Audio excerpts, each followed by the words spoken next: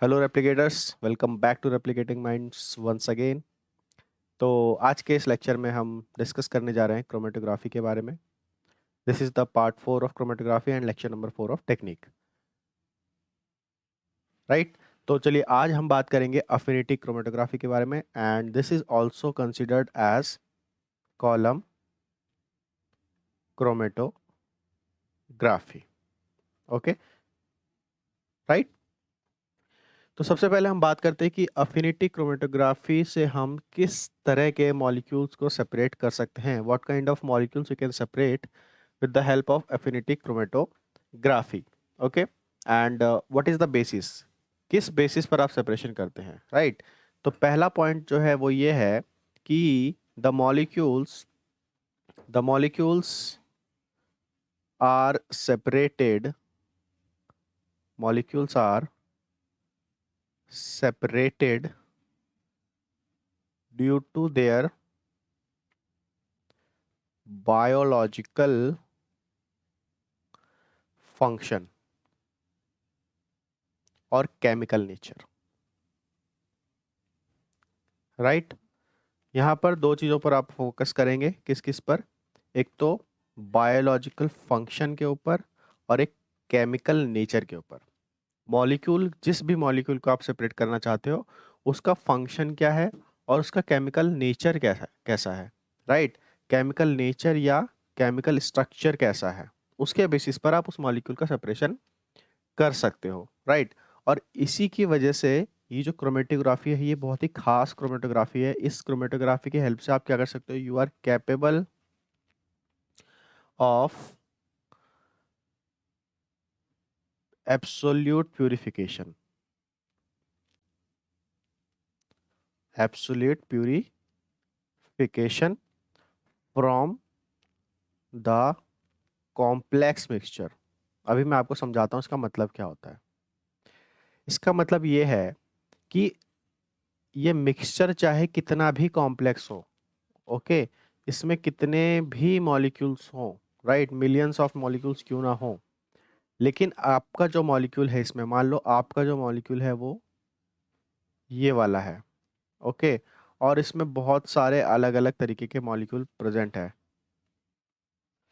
बहुत ही complex mixture है। उस कॉम्प्लेक्स मिक्सचर में से भी आप अपने मॉलिक्यूल को बहुत प्यूरिटी के साथ प्यूरिफिकेशन कर सकते हो, ओके। और उसका बेसिस क्या है, उसका बेसिस होगा बायोलॉजिकल फंक्शन उसका और उसका केमिकल स्ट्रक्चर या नेचर, राइट। तो हम इसमें कैसे प्यूरिफिकेशन करते हैं ये समझते हैं।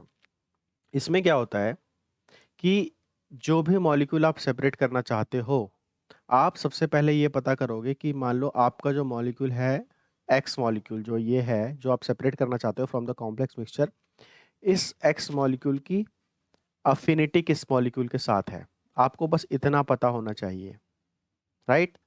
ओके, मैं आपको अभी कुछ एग्जांपल्स दूंगा। जैसे कि अगर हम एग्जांपल के तौर पर ले तो जैसे कि अगर आप किसी एंटीबॉडी को प्यूरिफाई करना चाहते हो, ओके, तो आपको पता है कि एंटीबॉडी किससे बाइंडिंग अफिनिटी शो करती है, किसी पर्टिकुलर एंटीजन से ही करती है ना। ह- कोई भी एंटीबॉडी सारे ही एंटीजन से बाइंड तो नहीं करती, किसी स्पेसिफिक एंटीजन से बाइंड करती है, ओके। कोई particular specific enzyme specific substrate से बाइंड करता है। तो ये एंजाइम का क्या हो गया, बायोलॉजिकल फंक्शन। क्यों कि ये एंजाइम क्या करता है, सबस्ट्रेट से बाइंड करता है, स्पेसिफिक सबस्ट्रेट से। एंटीबॉडी क्या करती है, स्पेसिफिक एंटीजन से बाइंड करती है।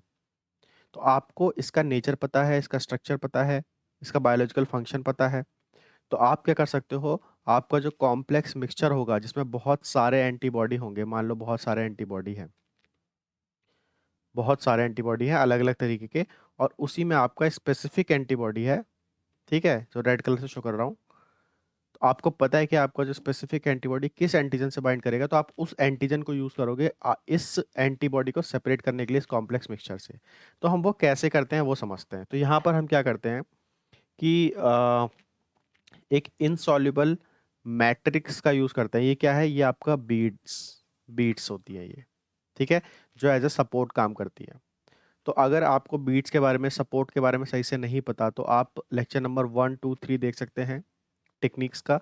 वहाँ पर हमने बहुत ही अच्छे से डिस्कस किया है बीट्स के बारे में, different different type of beats के बारे में, सपोर्ट के बारे में, राइट।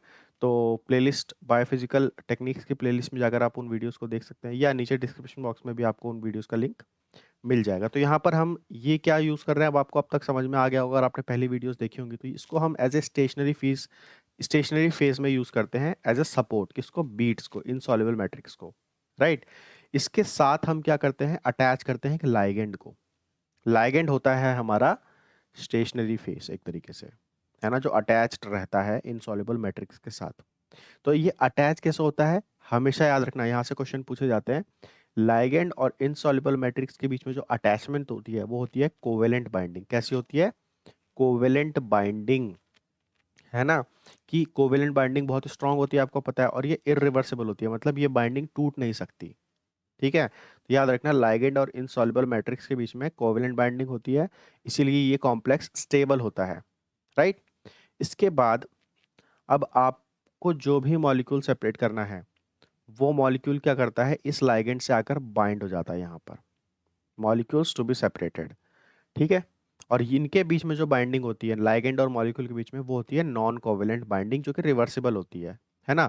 ये रिवर्सिबल क्यों होती है, क्योंकि आपको क्या करना है, इस मॉलिक्यूल को प्यूरिफाई करना है, ताकि एक बार ये बाइंड हो गया यहाँ पर, नॉन स्पेसिफिक मॉलिक्यूल्स यहाँ से निकल जाएंगे, इस पे बाइंड नहीं होंगे, ये बाइंड हो जाएगा, फिर आपको इसको भी तो इल्यूट करना है, इसको भी प्यूरिफाई करना है, इसलिए ये बाइंडिंग कैसी होती है, नॉन कोवेलेंट बाइंडिंग होती है, ताकि जब आप इसको यहाँ से डिटैच करना चाहो प्यूरिफाई करने के लिए, तो ये हो सके, ठीक है। अब इसको आपको एक बहुत ही शानदार एग्जाम्पल के हेल्प से मैं आपको समझाता हूँ। क्या होता है, जैसे आपने पुरानी मूवीज देखी होंगी ना, है ना, वहां पर क्या करते थे, जो विलन होता था, विलन जो होता था, उसकी दुश्मनी किससे होती थी, मूवी के हीरो से होती थी, राइट। अब विलन इस हीरो को कैप्चर करने के लिए क्या करता था, या तो उसकी मम्मी जी को, या तो उसकी बहन को, या तो उसकी वाइफ को, या उसके बच्चे को, या उसकी गर्लफ्रेंड को, इनमें से किसी ना किसी को क्या कर लेता था, किडनैप कर लेता था, है ना। अब विलन ने क्या किया, विलन ने क्या किया, इसके साथ इसको किडनैप करके ले आया, ठीक है। अब क्या होगा, हीरो की specific affinity, specific binding affinity है इन लोगों के साथ, तो हीरो तो अपने आप खिंचा खिंचा चला हुआ आएगा यहाँ पर। वही सेम कंसेप्ट यहाँ पर है। ये हो गया आपका विलन, ठीक है, ये हो गई आपका प्रे, जो कि ये यूज किया जा रहा है, mother, sister, wife, child, girlfriend, ठीक है। अब यहाँ पर इसको अटैच कर दिया है। अब क्या होगा कि इसका जो रिलेटिव होगा, हीरो होगा, जो जो भी होगा, वो अपने आप इससे आकर यहाँ पर बाइंड हो जाएगा, समझ रहे हो। तो ये स्पेसिफिक अफिनिटी को का कंसेप्ट यहाँ पर यूज किया जाता है स्पेसिफिक मॉलिक्यूल को सेपरेट करने के लिए। तो आई होप आपको यहाँ पर अब समझ में धीरे धीरे चीजें आ रही होंगी। तो अब ये लाइगेंड क्या हो सकता है, अगर आपको यहाँ पर कोई एंटी बॉडी प्यूरिफाई करनी है, तो आप लाइगेंड को क्या यूज करोगे, आप लाइगेंड को यूज करोगे किसी एंटीजन को यहाँ पर आप अटैच करवा दो इनसॉल्युबल मैट्रिक्स से, ठीक है। किसी इंजाइम को अगर आपको प्यूरिफाई करना है, तो आप यहाँ पर किसी सबस्ट्रेट को करवा दो, समझ रहे हो। इस तरीके से आप क्या कर सकते हो, स्पेसिफिक मॉलिक्यूल को सेपरेट कर सकते हो, राइट, ओके। अब यहाँ पर हम आगे समझते हैं कि इसका प्रोसेस कैसा होता है, कैसे आप प्यूरिफाई करते हो, कैसे वॉशिंग करते हो, है ना। तो देखो, सबसे पहले आप कॉलम में क्या करते हो, मान लो ये कॉलम है, कॉलम है ये, ठीक है। तो कॉलम में आप क्या करोगे, सबसे पहले बीट्स को फिल करोगे, जिसके साथ स्पेसिफिक लाइगेंड अटैच्ड होगा, इस तरीके से बीट्स होंगी। ये हो गई आपकी बीट्स, इनसॉल्युबल मैट्रिक्स हो गई, ठीक है। हमने सबसे पहले क्या किया, कॉलम में मैट्रिक्स को फिल कर दिया, इस कॉलम में बहुत सारे मैट्रिक्स को फिल कर दिया, राइट। और उन मैट्रिक्स के साथ क्या अटैच्ड है, आपको मैंने बताया लाइगेंड, क्या अटैच्ड है, लाइगेंड, है ना। तो ligand attached insoluble matrix will be filled in the column which will act as stationary phase, right। इसके बाद क्या करोगे, इसके बाद आप ऊपर से डालोगे यहां पर अपना मिक्सचर सैंपल, जिसमें बहुत सारे मॉलिक्यूल्स हैं, इस तरीके से वो यहाँ पर क्या होंगे, बाइंड होंगे। देखो तो यहाँ पर स्पेसिफिक बाइंडिंग भी हो रही है, ये है स्पेसिफिक बाइंडिंग, देखो बिल्कुल फिट बैठ रहा है यहाँ पर, है ना, ये बिल्कुल फिट बैठ गया है, ठीक है, क्योंकि इनकी स्पेसिफिक बाइंडिंग थी और आपको इसी को प्यूरिफाई करना था, है ना, तो इसी के लिए आपने यहाँ पर लाइगेंड अटैच करवाया था।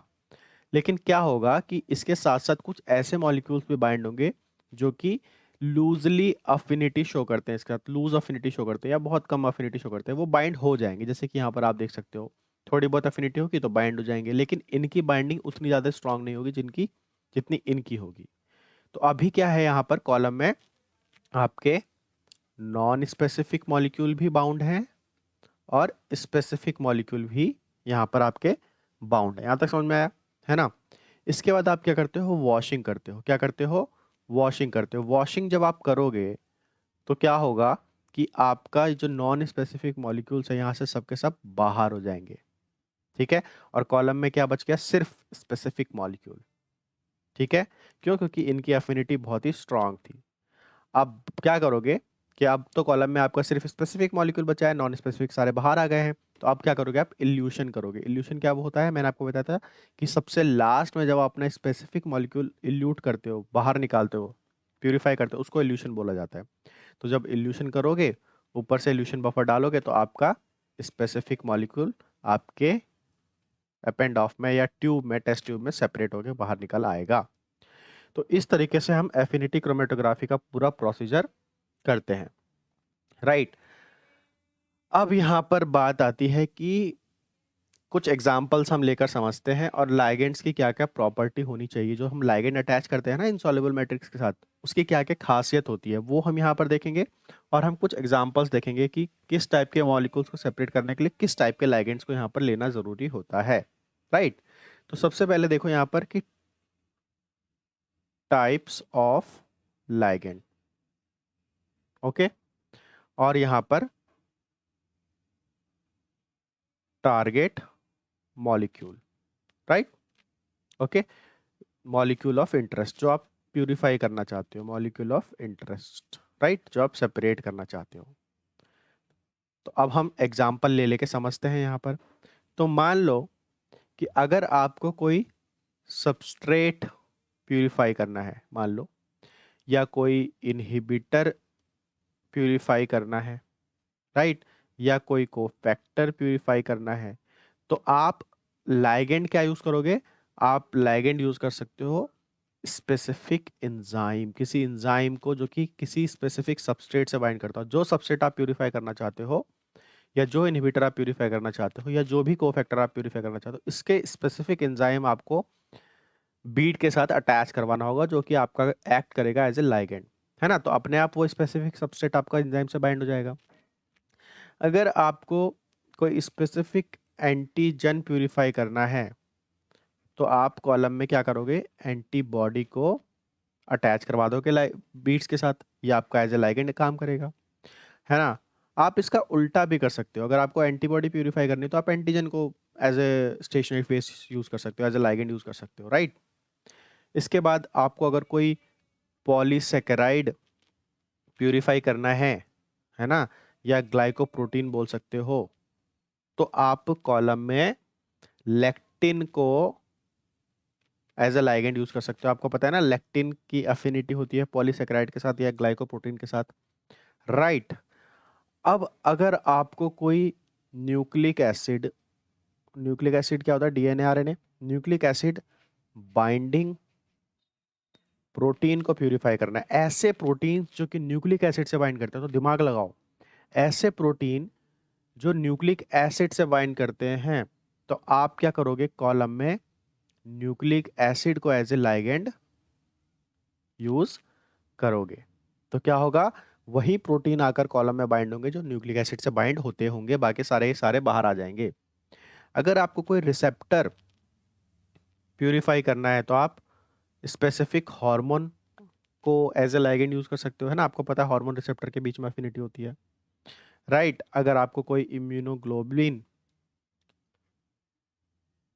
प्यूरिफाई करना है तो आप प्रोटीन ए या प्रोटीन जी को कॉलम में एज ए लाइगेंड यूज कर सकते हो। तो ये सारे एग्जांपल्स हैं, याद रखिएगा। इसमें से कोई भी अगर एग्जाम में आता है तो आप इस तरीके से कर सकते हो, सेलेक्ट कर सकते हो, राइट। तो ये कंसेप्ट आपको समझ में आ गया होगा, है ना। इसके बाद हम बात करेंगे कि कैरेक्टरिस्टिक्स ऑफ लाइगेंड। जो लाइगेंड आप यूज करते हो कॉलम में, है ना, स्पेसिफिक लाइगेंड, मैंने बताया था ना, ये बीट होता है, बीट के साथ आप लाइगेंड यूज करते हो। तो ये जो लाइगेंड होता है इसकी खासियत क्या क्या होनी चाहिए? तो सबसे पहली जो खासियत होनी चाहिए वो होनी चाहिए इसकी स्पेसिफिसिटी। ओके, ये स्पेसिफिक होना चाहिए।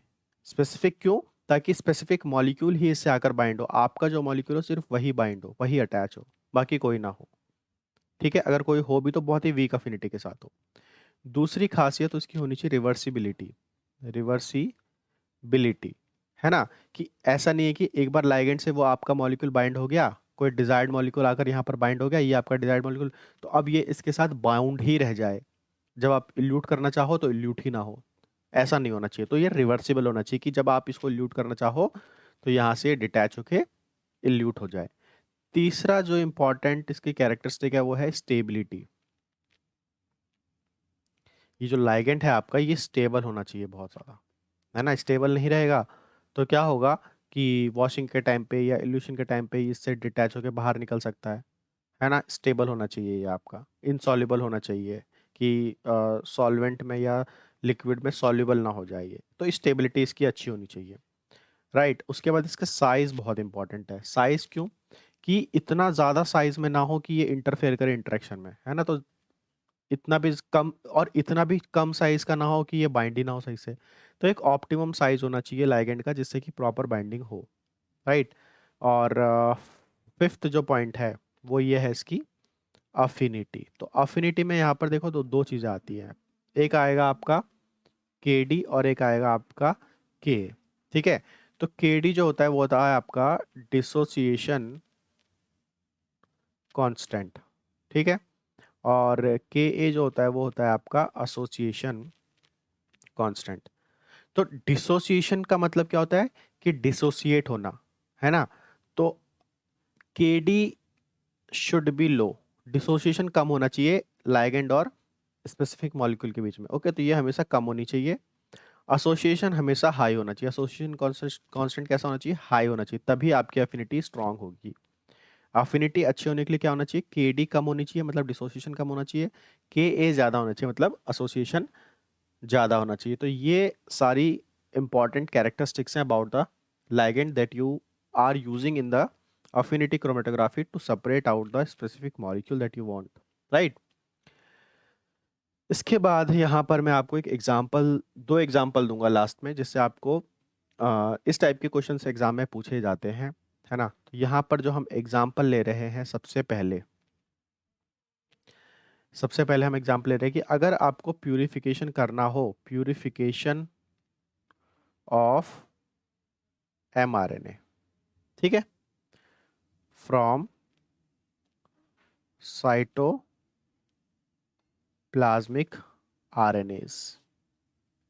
अगर साइटोप्लाज्मिक आरएनए से आपको स्पेसिफिकली एमआरएनए प्यूरिफाई करना हो तो आप कैसे करोगे?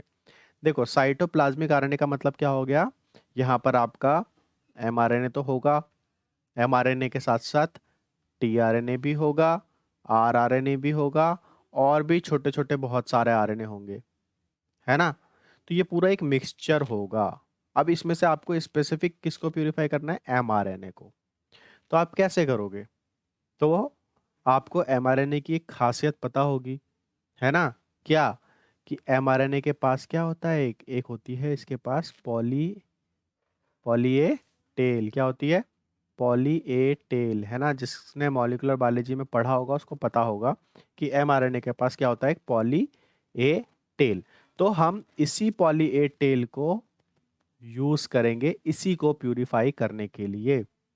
तो आपको पता है कि ये जो पॉली ए क्या है, मतलब बहुत सारे क्या है, एडेनिन है ना, न्यूक्लियोटाइड है ना ये, ठीक है। तो अब क्या होगा कि एडेनिन की एफिनिटी किसके साथ होती है? थाइमिन के साथ। डीएटीपी की एफिनिटी डी टीटीपी से होती है ना। तो अब क्या करोगे आप? कॉलम में पॉली टी टेल यूज करोगे, तो पॉली टी टेल से आकर कौन बाइंड होगा? पॉली ए टेल, और एमआरएनए भी बाइंड हो जाएगा। तो आप देखो, जैसे मान लो ये है आपका बीट, क्या है आपका ये बीट्स, ओके, राइट। इसके साथ आपने क्या कर दिया, यहाँ पर पॉली टी टेल को कॉन्जुगेट कर दिया, पॉली टी टेल, समझ गए कंसेप्ट, पॉली टी टेल को, ठीक है। इसके बाद अब आप क्या करोगे, यहाँ पर ऐड करोगे साइटोप्लाज्मिक आरएनए मिक्सचर, यहाँ पर आपने ऐड करा, ठीक है।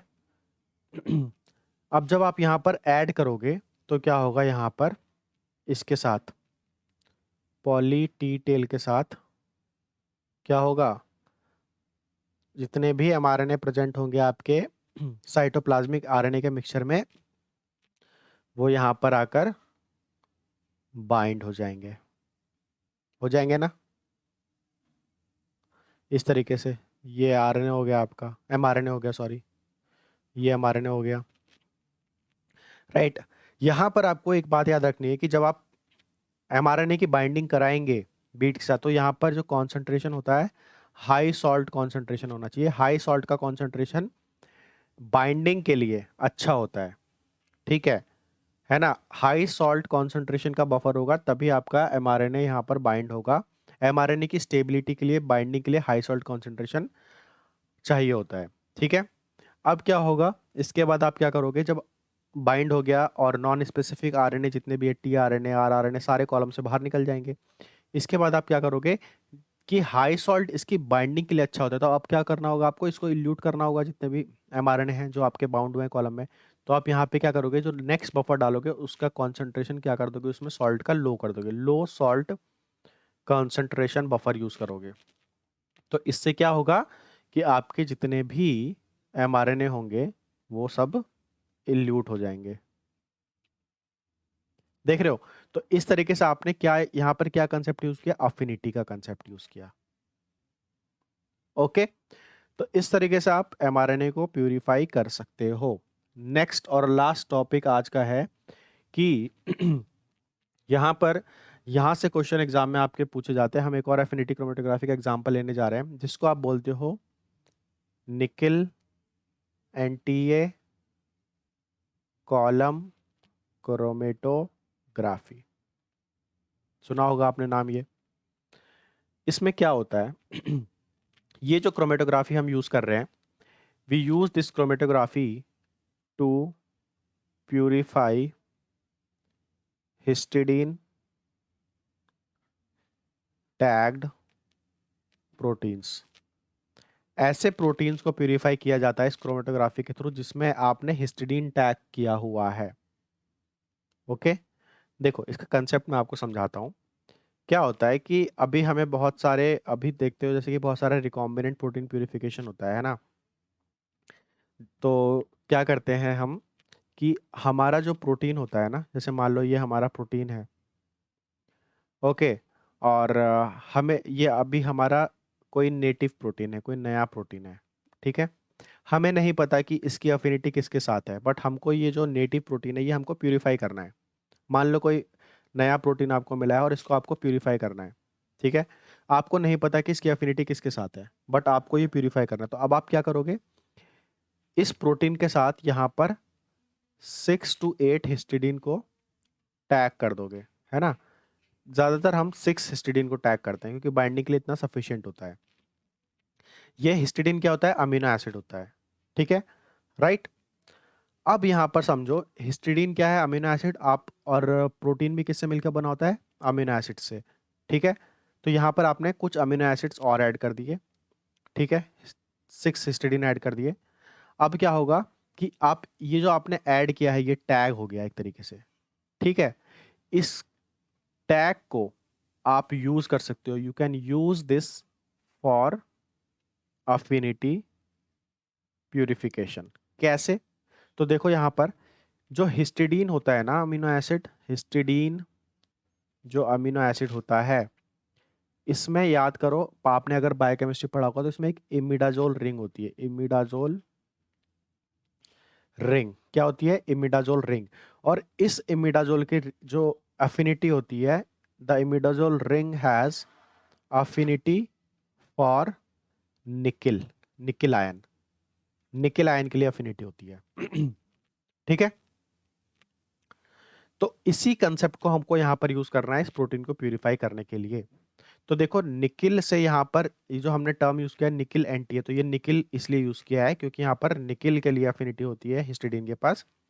फिर बात आती है कि एनटीए क्यों यूज किया है, तो एनटीए का जो मतलब होता है वो होता है नाइट नाइट्रिलो ट्राई एसेटिक एसिड। अब इसको आप बहुत ही ध्यान से समझेंगे, आपको पूरा कंसेप्ट समझ में आ जाएगा। यहाँ पर जो हम बीड यूज कर रहे हैं वो बीड होती है NTA beads, nitrilotriacetic acid. इसके साथ यहाँ पर nickel ion as a ligand attached होता है। Okay right. अब जब आप ऊपर से अपना ये कॉम्प्लेक्स प्रोटीन डालोगे जिसमें बहुत सारे प्रोटीन है, बट आपने अपने प्रोटीन को किससे टैग किया हुआ, हिस्टिडीन से, तो क्या होगा, इस कॉलम में हिस्टिडीन वाले जो प्रोटीन होंगे आपके वाले वही बाइंड होंगे, बाकी सारे के सारे बाहर निकल आएंगे। Okay right. अब इसके बाद ये बाइंड तो हो गया, अब इसको इल्यूट कैसे करोगे, तो इसका इल्यूशन कैसे होगा, तो अब क्या करेंगे हम, इल्यूशन बफर जो यूज करेंगे, इल्यूशन बफर यूज करते हैं ना प्रोटीन को इल्यूट करने के लिए लास्ट में। इस इल्यूशन बफर में आप क्या करोगे, हाई कॉन्सेंट्रेशन ऑफ इमिडाजोल डालोगे। ठीक है, उससे क्या होगा, जब इस बफर का इमिडाजोल का कॉन्सेंट्रेशन बहुत ज्यादा हाई होगा तो क्या होगा कि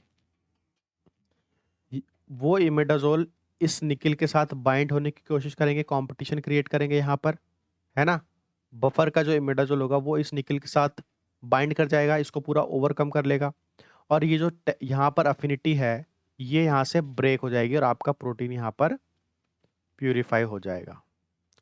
राइट, तो इस तरीके से आप इसको प्यूरिफाई कर सकते हो। राइट, अब लास्ट में चलते चलते जब जब हम ये बताते हैं कि हम आप अपने प्रोटीन को, जैसे ये आपका प्रोटीन है आपने इसको हिस्टिडीन से टैग कर दिया, तो बहुत सारे बच्चों के दिमाग में क्वेश्चन रह जाता है कि यहाँ पर हम हिस्टिडीन से इसको टैग कैसे करते हैं प्रोटीन को। ये मान लो ये आपका प्रोटीन है, ठीक है, तो मैं नहीं चाहता कि आपके दिमाग में ये कन्फ्यूजन रह जाए कि प्रोटीन के साथ हिस्टिडीन को कैसे टैग करते हैं। तो ये बहुत ही सिंपल है। इसके लिए क्या करना होता है कि आपको प्रोटीन में कुछ नहीं करना होता, है ना। आपको पता है कि प्रोटीन कैसे, प्रोटीन किसका प्रोडक्ट है, protein is the final product of any gene, है ना। जीन होता है, जीन का क्या होता है, पहले ट्रांसक्रिप्शन होता है, ट्रांसक्रिप्शन से होता है क्या मिलता है आपको, आरएनए मिलता है, ठीक है।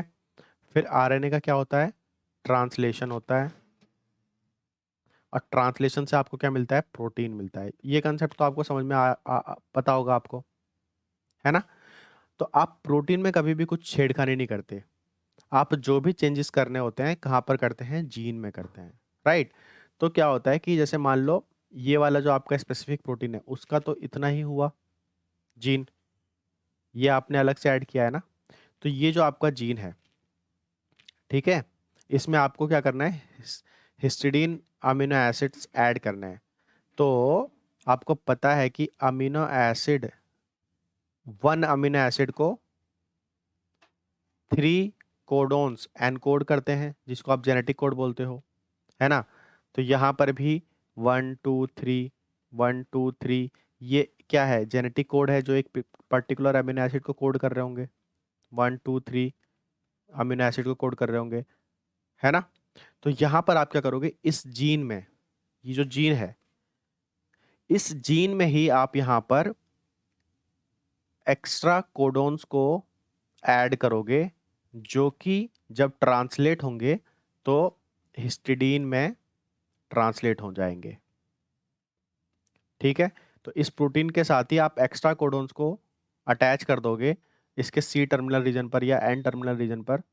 राइट, तो क्या होगा, जब इस जीन का ट्रांसलेशन होगा, तो जब ये जीन का ट्रांसलेशन होगा तो इसके जो प्रोटीन, इसका जो अमीनो एसिड्स ट्रांसलेट होगा उसके साथ साथ लास्ट में हिस्टिडीन भी ट्रांसलेट हो जाएगा। तो इस तरीके से आप जीन में चेंजेस करते हो, राइट। और ये आपको क्लोनिंग के टाइम पर करना होता है। जब आप किसी जीन की क्लोनिंग करते हो तो आप क्या करते हो, वहाँ पर हिस्टिडीन एनकोडिंग जेनेटिक कोड्स को उसके साथ अटैच कर देते हो, ठीक है। तो जब ये जीन ट्रांसलेट होगा तो उसके साथ साथ हिस्टिडीन अमीनो एसिड्स भी ट्रांसलेट होंगे और आपके प्रोटीन में क्या होगा, हिस्टिडीन टैग लग जाएगा। जब आपका प्रोटीन बनेगा तो ट्रांसलेट होगा, तो फिर आप क्या करोगे, इसको प्यूरिफाई कर लोगे निकल एंटी कॉलम क्रोमेटोग्राफी के हेल्प से।